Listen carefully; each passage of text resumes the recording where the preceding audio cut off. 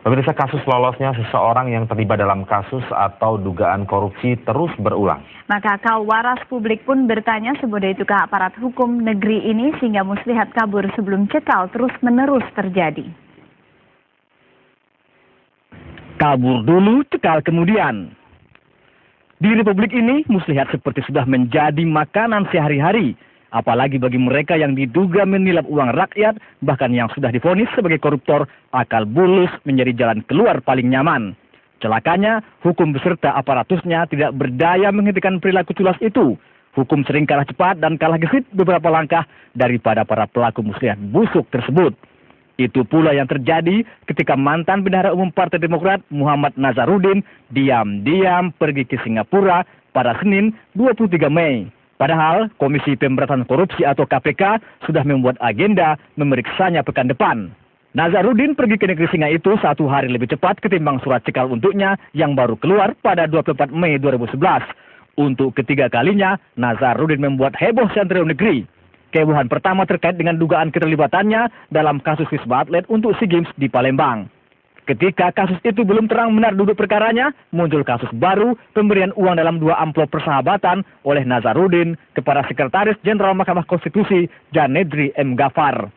Kini ketika kasus tersebut hendak ditelisik oleh KPK, anggota Komisi 7 DPR itu sudah pergi ke negeri tetangga. Lalu, Menteri Hukum dan HAM, Patrialis Akbar pun dengan nada kecut mengumumkan kaburnya sang mantan bendahara partai pemerintah itu. Kepergian Nazarudin ke negeri jiran itu menambah panjang daftar para pelaku atau terduga pelaku korupsi yang kabur sebelum cekal tiba. Pada Maret tahun lalu, aksi serupa dilakukan tersangka kasus mafia pajak Gayus Tambunan.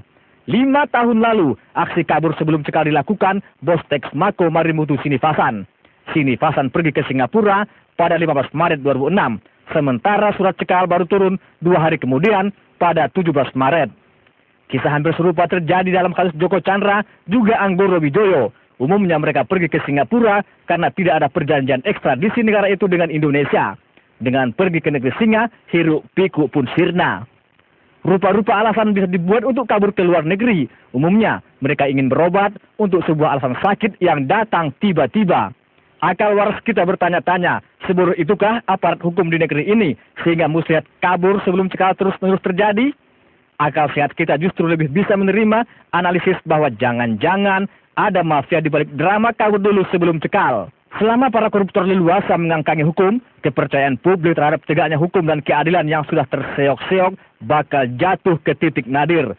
Kalau perkara ini tidak dibereskan, kita sangat risau, frustasi sosial akan memuncak dan hukum jalanan menjadi pilihan.